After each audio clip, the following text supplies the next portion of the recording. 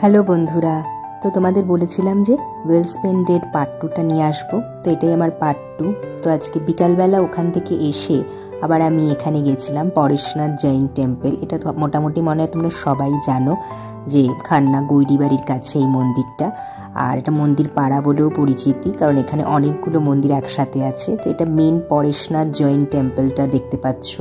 খুবই সুন্দর এই মন্দিরটার, এখানকার কাজকর্ম। ভেতরে অবশ্য ফটো তোলা বারণ, তো বাইরেটাই তোমাদের দেখাচ্ছি যে কি সুন্দর জায়গাটা। সেদিনকে আকাশটাও খুব সুন্দর ছিল, তো এত সুন্দর মন্দিরটা লাগছিল।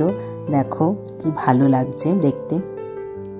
আমি ওখানে দাঁড়িয়ে কিছুক্ষণ ফটো টটো তুললাম। খুব ভাল লাগছিল মন্দিরটা, একদম অদ্ভুত একটা সুন্দর লাগছিল এই জায়গাটা।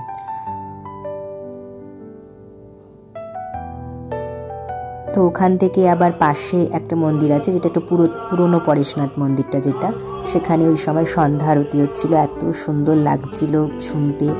এটাও দেখতে পাচ্ছ কি সুন্দর মন্দিরটা, আর খুব ভালো লাগছিল। এখানে একটু চুপচাপ, সেই জন্য বেশি ভালো লাগছিল। আর এই পাশে আরেকটা আছে মন্দির, শীতলাজি মন্দির, এটাও পরেশনাথ জৈন টেম্পল। তো এটাও খুব সুন্দর, এটাও খুব ভালো লাগছিল দেখতে। ওই পাশেও আরেকটা মন্দির আছে, মোট 4টে মন্দির আছে। তা মোটামুটি ঘুরে আমরা আবার মেন টেম্পলে এসে কিছুটা সময় কাটালাম। এখানে বসে সময়টা কাটাতে এত ভালো লাগছিল, আকাশটা এত সুন্দর ছিল, অনেকেও বসেছিল, তো আমরা অনেকক্ষণ সময় কাটালাম।